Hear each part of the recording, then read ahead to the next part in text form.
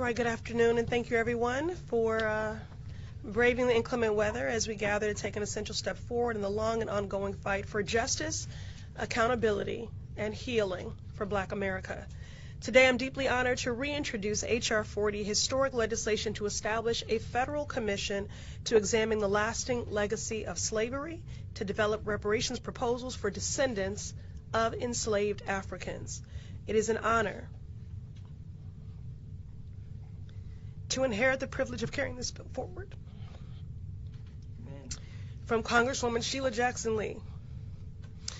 In my last correspondence with her, she said, keep working on our priorities and never give up. She was the previous House sponsor of H.R.40 and a true giant in the movement for reparative justice. We are grateful for her leadership. We are grateful for her example and her voice. May she rest in peace and power.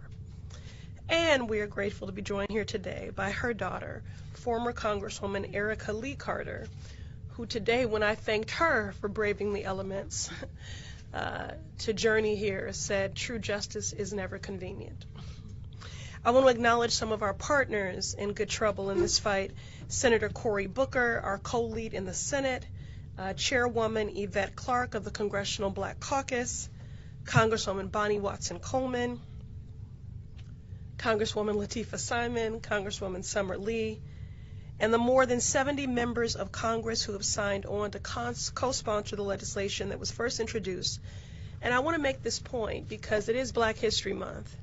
And while there are those that are working actively, either to erase our history or to whitewash it, that I'm here in this moment to pick up the mantle of this historic legislation that has been championed by John Conyers, Congressman John Conyers, Congresswoman Sheila Jackson Lee.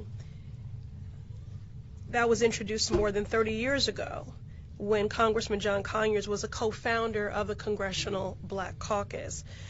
We're at a critical inflection point in America, and the moment cannot be more urgent. With Black history under attack and white supremacy emboldened, there is no better time to introduce this bill than during Black History Month, a time when we reflect on our history, our struggle, and our collective power. And I'll say, it is also not only about Black history, but it is about Black futures. More than 4 centuries ago, Africans were kidnapped, trafficked, and enslaved, forced to build this country under horrific brutality, an economy which we still benefit from today. Rice, sugar, tobacco, cotton.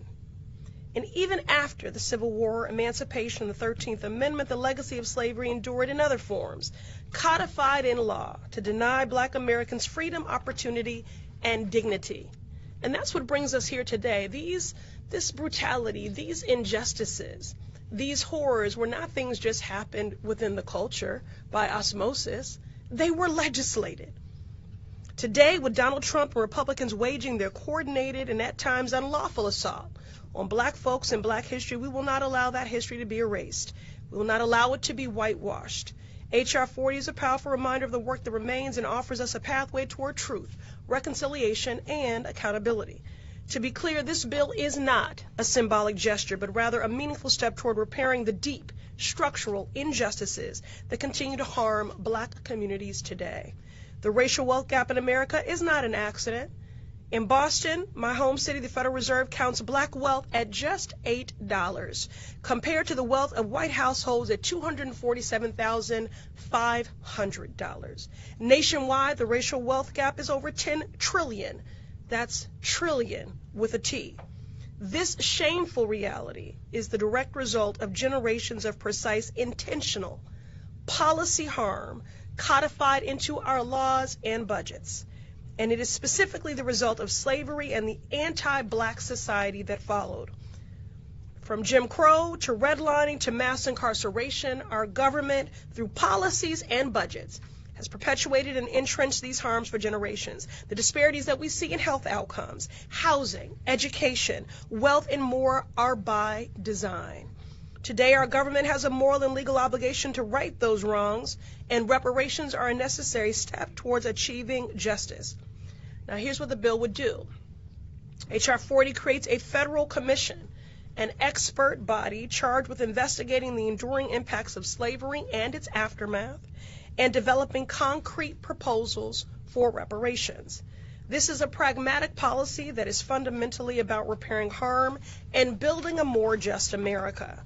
Whether you are in Tulsa, Oklahoma, Trenton, New Jersey, or Mattapan in the Massachusetts 7th Congressional District, this is about ensuring that every person has a fair chance at the American dream. Now, I know some like to think that Rosa sat, Martin marched, and John crossed a bridge, and we were free. But we are still very much in the civil rights movement. Every day, the progress that we have fought for, the gains that have been made, are under assault and being rolled back. Donald Trump and his co-president Elon Musk and their enablers in Congress and the courts are working overtime to strip away our rights, from gutting affirmative action, dismantling voting rights, to attacking diversity, equity, and inclusion initiatives that benefit black folks and everyone who calls this country home. I think it's really important in these times that we call a thing a thing.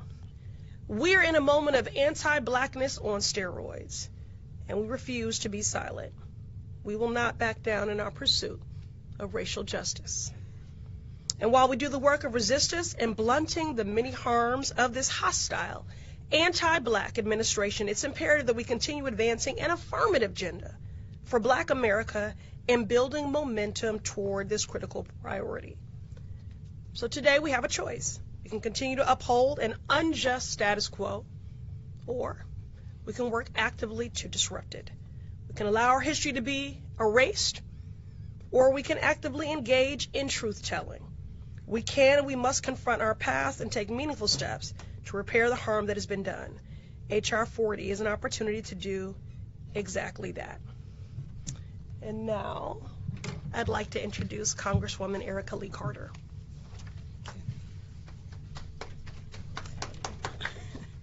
Thank you. Good afternoon. I am former Congresswoman Erica Lee Carter of the 18th Congressional District of Texas, and I am the surviving daughter of the phenomenal Congresswoman Sheila Jackson Lee. May we forever say her name. It has been said that the time for justice is always right now. It is my honor to stand here with a warrior for justice, dedicated leader, and prominent legislator as we pass the torch to the Honorable Ayanna Pressley as she takes up the righteous fight for H.R.40. This fight against injustice is personal to her and me. H.R.40 is long overdue and even more necessary under this administration, as hate is fomented, discrimination is promoted, and code words are used to bring out the worst in our fellow Americans. H.R.40, first filed by the Honorable John Conyers, who understood that from our nation's very founding, the enslaved of African descent were shut out and disparity was written into our Constitution. Since 1995, my mother, the Honorable Sheila Jackson Lee, worked closely with Congressman Conyers through her service on the Judiciary Committee and the Congressional Black Caucus. Over those years, I traversed this country to connect with advocates, activists, scholars, congressional colleagues, staff, neighbors, and friends to spread the word that H.R.40 and dismantle rumors that it was just a check or a useless exercise. They and we know that we are nothing without a record and official documentation. You cannot right wrongs without an accurate record of those wrongs. This is what America needs. This commission is like filing a claim. H.R.40 asks America to look under her hood and identify what has been wrong for hundreds of years and determine if there are ways to repair. H.R.40 was a passion project for my mother, and in the 117th Congress in her judiciary hearing, she shared these words. For hidden in the corners of this nation are those of African American heritage, the descendants of enslaved Africans who have felt the sting of disparities. They continue to feel that sting. Now more than ever, the facts and circumstances facing our nation demonstrate the importance of H.R.40 and the necessity of placing our nation on the path of reparative justice. That is what H.R.40 is about. This commission will probe into the facts of the long-standing impact of disparities that slavery brought about in this country. We still experience them today. I wholeheartedly support H.R.40 and was proud to ask Congresswoman Pressley to carry this bill forward.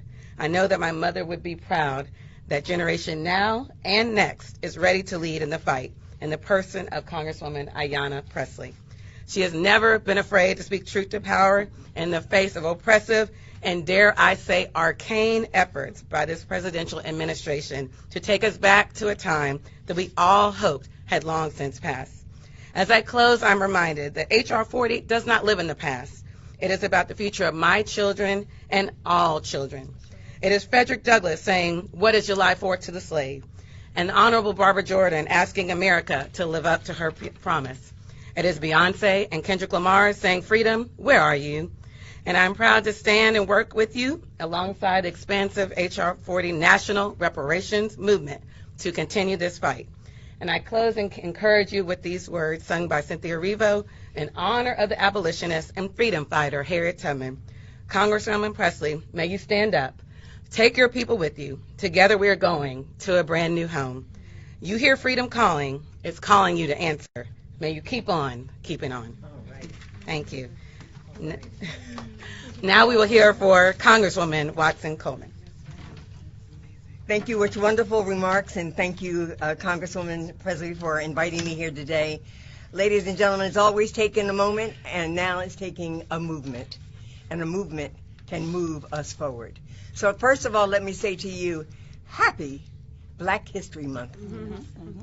You know, from school boards to the White House, Trump and his lackeys are on a mission to erase the contributions of Black Americans, including the unpaid Black labor upon which our country was built. That's right.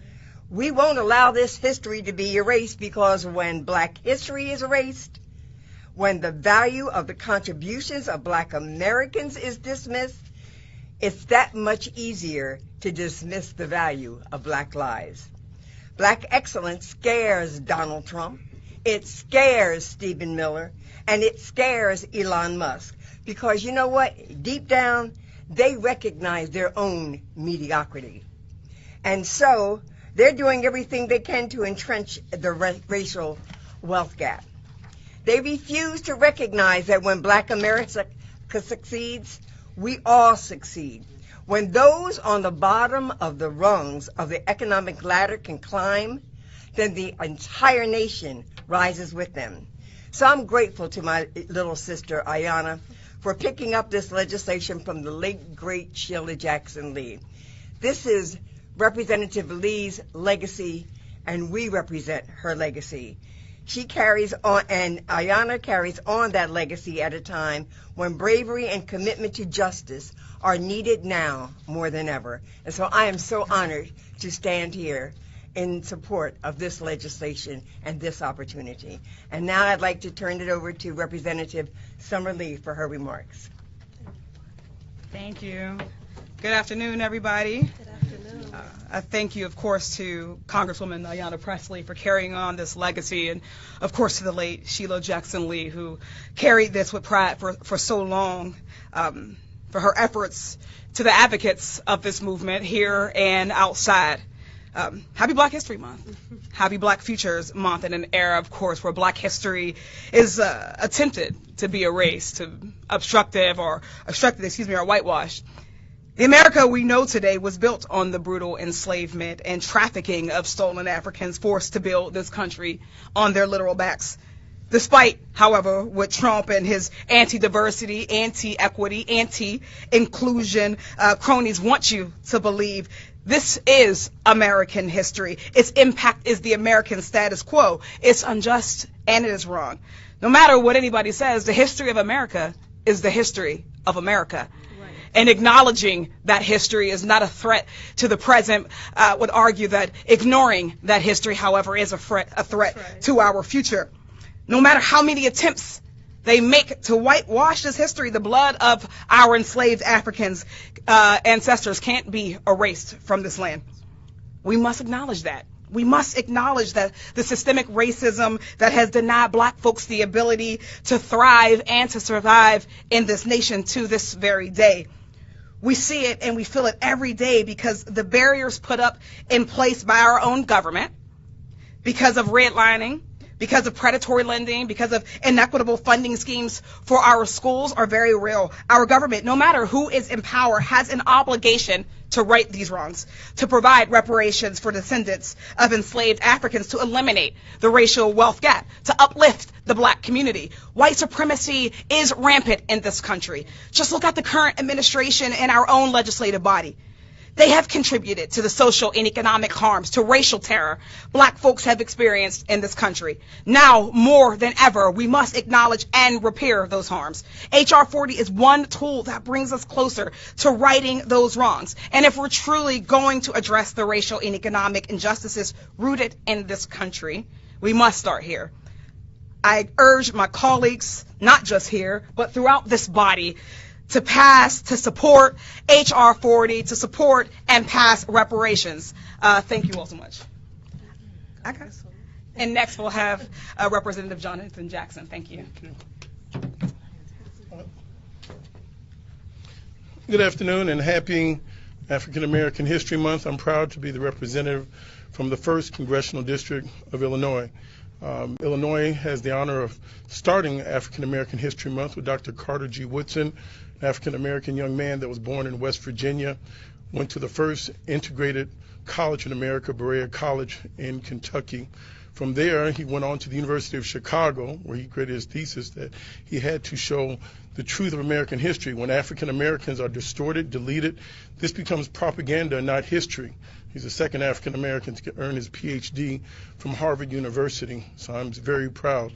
Also proud to be from Illinois, which houses Evanston, Illinois, where they started the tangible effects of this reparations work, and they have gained tremendous steam. Now this conversation is taking place in New York State, Illinois, and California. As we speak right now, there are commissions in Palm Springs and Fulton County, Georgia, as well as in Amherst, Massachusetts. This is a nationwide program and it is gaining steam. This is happening nationwide. And why do I support H.R.40? It's healing. When the truth comes out about the nation, it heals. When there's reparation, when there's been repair for the atrocities of slaveries and all of the ills that happened, this is the solution. And so I'm not here to fix the blame. We didn't create the history. I'm here to fix the problem. This solves a problem that persists in zoning and taxation and economic development. I'm also a proud co-chair of the Diversity, Equity, Inclusion Caucus. We are not going backwards following that of Mr. Donald J. Trump and his administration. We believe diversity is good for all. We believe that equity, equality is good for all. We believe that having an opportunity to be inclusive is important for all. So I stand on those values. H.R.40 stands on those values. I thank the tremendous legacy of Congresswoman Sheila Jackson Lee. I thank the inspiration of Congressman John Conyers. And although it's now touching ground, starting in Evanston, 100 localities across America are now picking this up. It's time for the federal government to act on this same legislation. And I am not concerned about the timing. We repair whenever its harm is due now. That's right. The second part is, it took us 246 years to go from 1619 to 1865. We are resilient. We are in this for the long haul. We will not stop fighting until there is justice. Thank you, sir. Hello, good afternoon. My name is Latifa Simon, and I'm coming from California's most progressive district, in fact, the nation's most progressive district, Barbara Lee's former district, our forever Congresswoman. I was sworn in just 5 weeks ago, and I'm so honored, Ms. Pressley, that you gave me the opportunity to speak today, and your role on the judiciary is so important now more than ever. When we think about many organizers who grew up in the movement in the last 30 years, we think of Sheila Jackson Lee as our Ella Baker. Ella Baker consistently would chant, "We who believe in freedom cannot rest." She also said, "That which touches me most is that I have the chance to work with young people. They have the courage where we fail." So in this very room, you see the passing of a real torch, of a lifelong commitment to service and justice for folks who didn't receive their civil rights literally until 2 generations ago, less than 55 years ago. I'm so thankful that we're having this conversation. As an early sponsor in the 119th Congress of H.R.40, I too am very clear. Representing Oakland in 1942, African Americans from 5 southern states begin to migrate to the West Coast. One, escaping Jim Crow South, where they found it in the Bay Area. And 2, African Americans came as they were sequestered to put bombs on ships during World War II. I come from those people. I come from Betty Levasseur, who was the daughter of a business family who owned 19 businesses that were burned down in the Tulsa massacre. We are Tulsa people. I come from my mother's maternal side, from Malvern, Arkansas, which is still a sundown town. Right now, I come from a mother who had a mother who cleaned houses all day and was not able to attend to her own, and who died because she didn't have opportunities to go to a non-segregated hospital. She left my mother as an orphan at 8 years old. So when we talk about the idea of bringing forth a bill that every member of Congress should vote on to understand, effectuate, and socialize and study how we can move a country from tyranny, subjugation, to economic prosperity, it's clear. The history is clear. I'm extremely excited that we're going to bring this bill to the floor, and we'll be able to show who really cares about this country, who really cares about the descendants of slaves who built this here Capitol. I'm so proud of the Congressional Black Caucus and our willingness to stand up in a time where Black erasure, Latino erasure, Native American erasure, Asian American erasure, LGBTQ erasure is the agenda du jour. Not only will we fight back, we will win.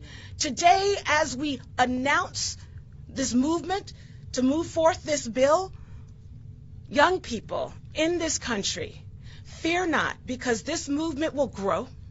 It will continue. Not only will you be in the streets demanding justice, you should know that we will be here in the United States Capitol as members of the United States Congress, saying what Miss Lee said every single day, saying what Ella Baker said every day, saying what Fannie said every day. We who believe in real freedom, real true equity, we will not rest.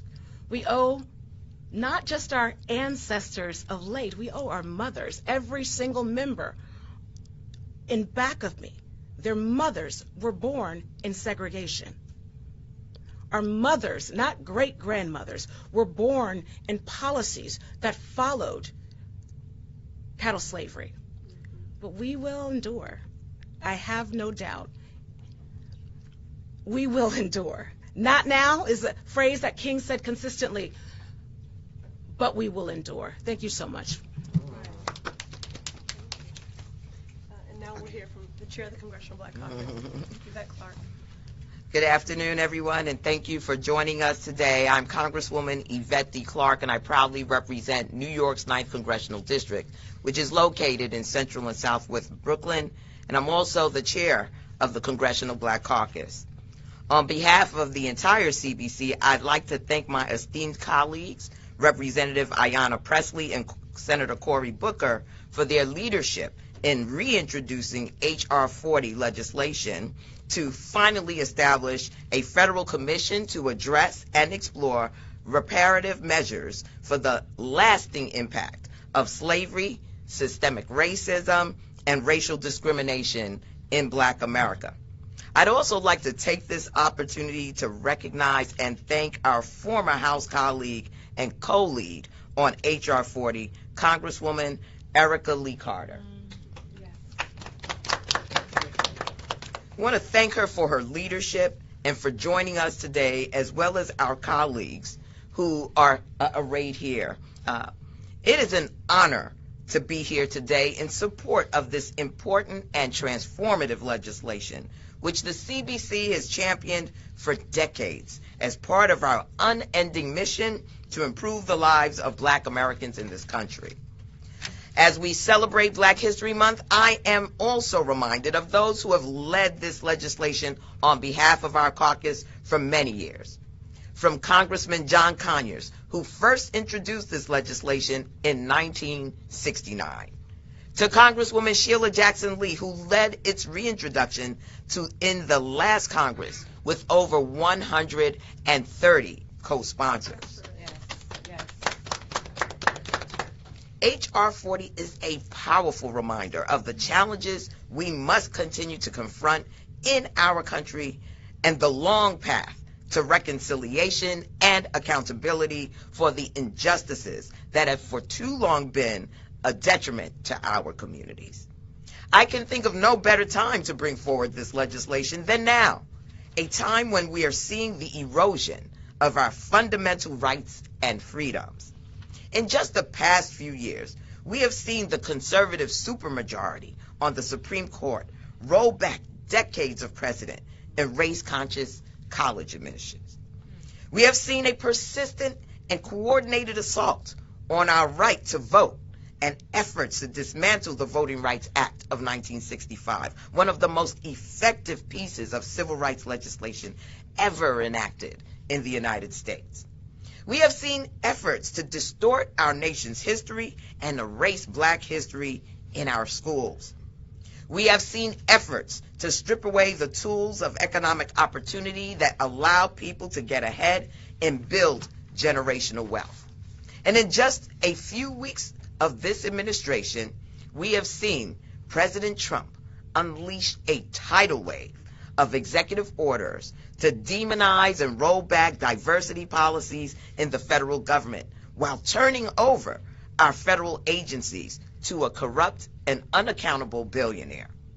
We owe it to the communities that we serve not only to stand in the breach against hate and bigotry from this administration, but to also put forward real solutions. Solutions that lower costs, solutions that close the Black-white wealth gap, solutions that make buying and owning a home a reality, and solutions that rectify long-standing issues that make the American dream unattainable for far too many Black Americans. The CBC remains committed to building momentum for this legislation and keeping it at the forefront of our national agenda until it is passed. I want to thank again Congresswoman Pressley for her graciously picking up the mantle on behalf of our dearly departed friend and colleague, the late Congresswoman Sheila Jackson Lee.